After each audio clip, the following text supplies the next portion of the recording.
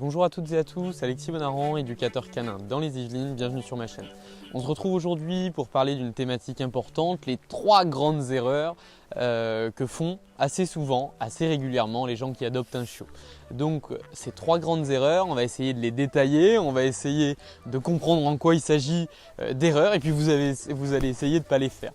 Alors, ces 3 grandes erreurs, c'est des erreurs que moi je vois quotidiennement avec des clients, des propriétaires de chiens qui finalement, en pensant bien faire, commettent des erreurs qui derrière auront un impact sur l'éducation de leur chien. Et donc nous, notre job, c'est soit rapidement de reguider correctement le propriétaire pour qu'il le fasse correctement et que ça reprenne son cours, soit quand on intervient un petit peu plus tard dans le processus d'éducation, il y a un rattrapage à mettre en place, il y a une rééducation à mettre en place suivant les conséquences de ces différentes erreurs. Donc la première erreur que font très souvent les propriétaires de chiots, c'est de dire je le lâcherai quand il écoutera. Et tant qu'il n'écoute pas, bien je le lâche pas, je le tiens en laisse parce qu'il ne faudrait surtout pas que je lâche la laisse, vu qu'il n'écoute pas, il risquerait de ne pas revenir. Ça, c'est une très grosse erreur. Pourquoi? Parce que la socialisation primaire du chiot est essentielle et que pour ça, votre chiot a besoin de découvrir son environnement. Il a besoin de découvrir des environnements riches, d'expérimenter, de tester, de se socialiser et donc d'avoir de la liberté dans des environnements qui le permettent. Donc la première erreur, c'est de restreindre son chiot et de ne pas laisser découvrir son environnement. En plus de ça, vous complexifiez la tâche puisque en réalité, il sera beaucoup plus compliqué de lâcher un chien de 6 mois, 1 an, même si vous avez fait de l'éducation à la maison, que de lâcher un chiot de 2-3 mois en forêt qui aura une prédisposition toute naturelle à vous suivre et qui s'éloignera très peu de vous. Donc en réalité, un chiot a un comportement de suivi extrêmement important, extrêmement développé, très peu d'indépendance, donc il sera en général très proche de vous et donc il aura tendance à vous suivre non-stop pendant toutes vos promenades, à s'intéresser aux quelques stimuli qui peuvent traîner autour sans trop s'éloigner de façon générale s'il a un caractère notamment un peu timide. Parfois certains caractères téméraires commencent dès les 2-3 mois à s'éloigner davantage, mais auquel cas ça donne quelques indices sur le caractère du chien à terme. Et donc l'idée, c'est effectivement de le lâcher un maximum dans des environnements riches dès son plus jeune âge. En plus de ça, votre chien n'écoutera jamais si vous ne le lâchez pas. On a tendance à se dire je le lâcherai quand il écoutera, mais en fait ce qui fait que votre chien va écouter, c'est 2 choses. La première, effectivement, de travailler tous les ordres et tous les exercices qui peuvent être amenés à vous servir au quotidien. Et puis la deuxième chose qui fait que votre chien va t'écouter, c'est le fait qu'il soit à l'aise dans son environnement. C'est-à-dire que son environnement ne représente pas une distraction insurmontable. Si votre chien a travaillé tout un tas d'exercices à la maison, mais que pour lui, l'extérieur relève de l'inconnu ou de la découverte et que vous le lâchez en extérieur, il aura beau avoir une très bonne réceptivité dans la maison, c'est pas pour autant qu'il vous écoutera lorsque vous serez en extérieur. Tout simplement parce qu'il ne sera pas suffisamment habitué à ces stimuli et il sera beaucoup plus difficile de l'y habituer à l'âge adulte, tout simplement parce qu'il aura beaucoup plus d'énergie, beaucoup plus d'indépendance, qu'il ira beaucoup plus vite voir les gens, il sera certainement plus envahissant avec tendance à sauter sur les gens, etc. Ce qui est rarement le cas chez un chiot de 2 mois, ça commence à 3-4 mois en général à bien se réveiller en revanche. Et donc il sera beaucoup moins évident de le lâcher à l'âge adulte. En plus de ça, les gens auront beaucoup moins de tolérance. Donc un chiot de 2-3 mois qui va voir un petit peu tout le monde pour sentir rapidement de loin en forêt, ça dérange pas grand monde. En revanche, un chien adulte qui va sentir tout le monde partout à droite à gauche alors qu'il fait 30 ou 40 kg, c'est tout de suite beaucoup plus impressionnant et donc beaucoup plus dérangeant au quotidien. Donc je vous invite à lâcher un maximum votre chiot pour avoir une bonne socialisation primaire tout en travaillant les exercices fondamentaux en parallèle et vous allez voir que c'est la meilleure solution pour avoir un chien bien dans ses pattes, bien dans sa tête et donc bien éduqué à terme. Deuxième grosse erreur qu'ont tendance à faire beaucoup de propriétaires de jeunes chiens ou du moins de chiens débutants en éducation, c'est de ne pas être progressif. La plupart des gens ne voient l'éducation que sous un point de vue pratique. Alors effectivement, ça ne sert pas à grand chose de rappeler son chien lorsqu'on est en promenade et finalement qu'il n'y a pas de stimuli autour, qu'on est tout seul, voire à la maison.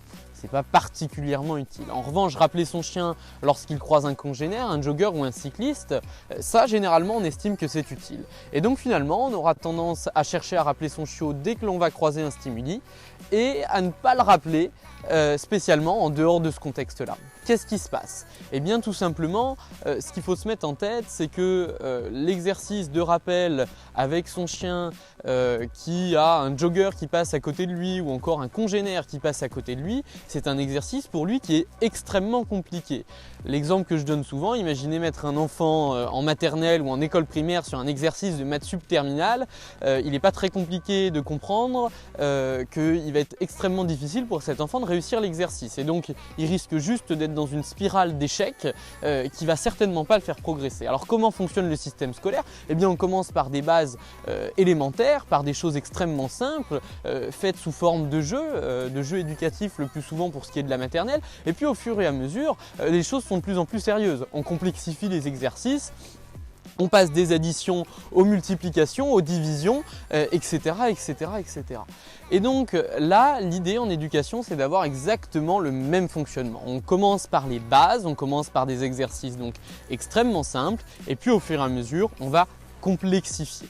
Et donc la première erreur qu'ont tendance à faire les gens, c'est tout de suite vouloir l'exigence à terme. À terme, à l'âge adulte, ils souhaitent avoir un chien qui, lorsqu'ils croisent un jogger, un cycliste ou un congénère, revienne au pied et marche au pied. Et du coup, dès lors qu'ils vont se retrouver en forêt avec leur chiot de 3 ou 4 mois ou encore 6 mois, ils vont lui demander d'être au pied dès lors qu'ils croisent un jogger, un cycliste et de revenir au rappel en un claquement de doigts. C'est pas possible. De la même façon qu'un gamin de 3 ou 4 ans ne sera pas capable de faire un exercice de maths sup terminale ou d'aller bosser sur un poste d'ingénieur chez un constructeur automobile. D'accord? Vous comprenez bien la comparaison. Vous ne pouvez pas demander à votre chiot de 3, 4, 5, 6 mois d'avoir le parfait comportement que vous attendrez de lui quand il aura 2-3 ans. Et donc l'idée est de commencer à travailler de façon progressive, notamment en appliquant la méthode des 3D. Je sais, j'y reviens extrêmement souvent sur cette méthode, mais parce que c'est une clé de réussite de l'éducation positive. Et donc cette méthode des 3D, vous la retrouvez dans le fil de vidéo de ma chaîne. Et donc c'est une méthode qui va vous permettre de gérer de façon extrêmement progressive le niveau de difficulté des exercices et donc de s'adapter au profil de votre chien. Grâce à cette méthode des 3D, vous serez toujours dans la réussite, vous pourrez donc toujours renforcer, récompenser les différents ordres que vous allez travailler et donc vous allez à terme progresser jusqu'à atteindre le niveau que vous souhaitez. Donc troisième erreur fondamentale, c'est de ne pas mettre un cadre éducatif structurant en place dès l'adoption du chien. Qu'il s'agisse d'un chiot, qu'il s'agisse d'un chien adulte, il faut faire extrêmement attention à ça et il faut faire extrêmement attention à mettre un cadre éducatif structurant dès l'arrivée du chien. Je vous l'ai dit tout à l'heure, il est extrêmement important de ne pas être non-stop sur le dos de son chien et de le lâcher, de le laisser un maximum en liberté pour découvrir son environnement. C'est une chose. Je vous l'ai dit également, il est important de travailler des choses de façon progressive et de ne pas tout de suite demander des exercices trop compliqués à son chiot. On y va de façon progressive pour tout ce qui est des apprentissages. En revanche, pour ce qui est du cadre éducatif à la maison notamment et en extérieur, on va être extrêmement rigoureux dès le début. Pourquoi? Eh bien tout simplement parce que c'est exactement comme avec un enfant en bas âge, l'apprentissage des interdits, notamment du non, et la mise en place d'un cadre éducatif structurant sont essentiels dès le plus jeune âge du chien, tout simplement parce qu'ils vont permettre au chien d'être habitué à évoluer dans un cadre structuré et structurant, à respecter un certain nombre de règles, à respecter un certain nombre d'interdits et à gérer sa frustration. On est de plus en plus dans une optique de 100% éducation positive. Alors attention, j'y suis extrêmement favorable à cette éducation positive, mais pas que. L'éducation positive qui exclut totalement les interdits, qui exclut le non parce qu'il serait à l'origine d'une certaine frustration pour le chiot. Attention, attention, c'est une erreur fondamentale. Pourquoi? Parce que l'apprentissage du non et des interdits, c'est essentiel pour un chiot. C'est ce qui va lui permettre de gérer ses émotions, d'apprendre à gérer sa frustration, d'apprendre à se retenir et de gérer ce qu'on appelle les autocontrôles. Et donc la mise en place d'un cadre éducatif structurant au travers de règles d'espace, au travers d'un rituel lorsqu'on lui donne à manger, au travers d'un certain nombre d'interdits à la maison, au travers de la gestion des mordiments, au travers de toutes ces problématiques qui peuvent se poser avec un chiot dès son plus jeune âge, c'est quelque chose d'essentiel. Quelque chose d'essentiel, et donc mettez-le en place dès l'arrivée du chiot, dès son jour même d'arrivée à la maison. On commencera à interdire les mordiments, on commencera à mettre en place un cadre spatial dans la maison avec des règles d'espace, on commencera à ritualiser la nourriture. Bref, vous mettez en place un cadre structurant qui va permettre à votre chien de rapidement trouver ses repères dans votre famille. Donc finalement, nos 3 erreurs fondamentales. 3 erreurs fondamentales qui sont de ne pas lâcher son chiot suffisamment tôt et donc de ne pas permettre une bonne imprégnation à l'environnement, une bonne socialisation primaire du chiot pour qu'il soit à l'aise dans l'environnement extérieur et au milieu de tout un tas de stimuli. Deuxième erreur fondamentale, ne pas travailler de façon suffisamment progressive en éducation et finalement rentrer dans la spirale de l'échec.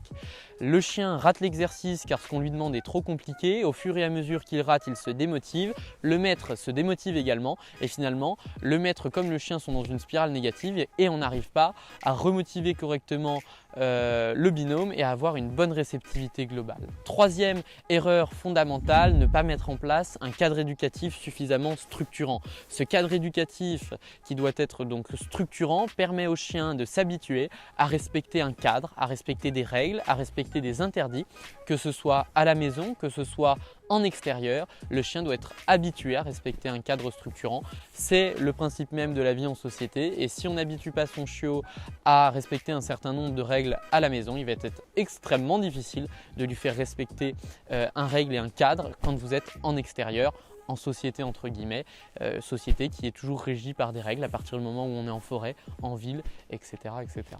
Merci de votre attention aujourd'hui encore. On essaye de vous publier régulièrement du contenu. On essaie de se tenir à peu près à une vidéo par semaine. C'est pas toujours évident avec le planning et avec la reprise de l'activité à un rythme normal maintenant. Mais les vidéos qu'on a commencé pendant le premier confinement, qu'on a bien poursuivi pendant le deuxième, on va essayer de maintenir ça maintenant toute l'année. C'est pas évident avec le rythme de travail, mais on essaie de faire ce qu'il faut pour.